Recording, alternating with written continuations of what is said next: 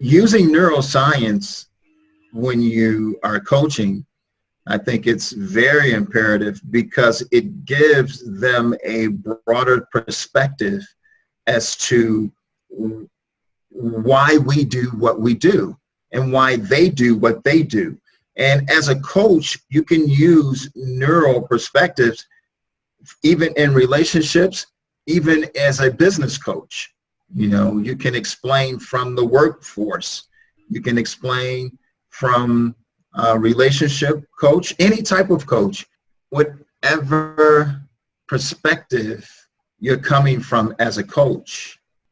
Neuroscience will explain how we can do this as human beings, whatever profession, whatever goal they're trying to pursue.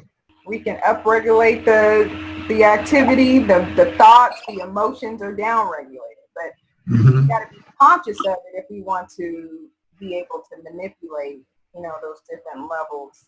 It's something just as simple as a person having a habit, is getting rid of the negative neurons and feeding the brain the positive neurons. Explaining to them how many neurons we have in the brain, and which is a positive because you have a lot of neurons that you can work with, right? And the more you keep feeding the positives in those neurons and explaining, because a lot of people understand thinking positive, right? They hear that.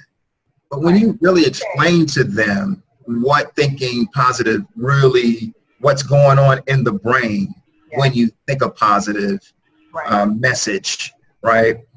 Explain to them what a neuron looks like, what synapses look like, and how it sends the message from one neuron to the next one, right? And then next thing you know, they're all talking, and now, so many of them will start, spreading the word from one neuron to the next one.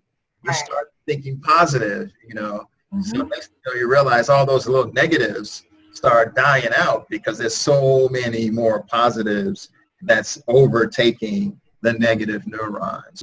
Yeah, and that will take mental effort. And we have to tell our clients that the brain doesn't like to use mental energy if it doesn't have to. But when we are working on changing a habit or creating a new habit, it will take some extra mental energy and conscious thought and intention to, redirect your neurons that form different mental pathways. But the beauty of the brain is that it loves to create mental habits. So eventually it will turn into an automatic mental habit, a subconscious pathway that will drive your behaviors. Anyway. Right. Absolutely. Yes. And that is why once you know about neuroscience, once you teach your clients about neuroscience and what is going on and they're more aware, they can, they won't ignore those signals anymore. You will ignore what you don't know and don't understand. Until next time, everybody, remember, when you better your brain, you better your mind, and you better your impact. Take care, everyone.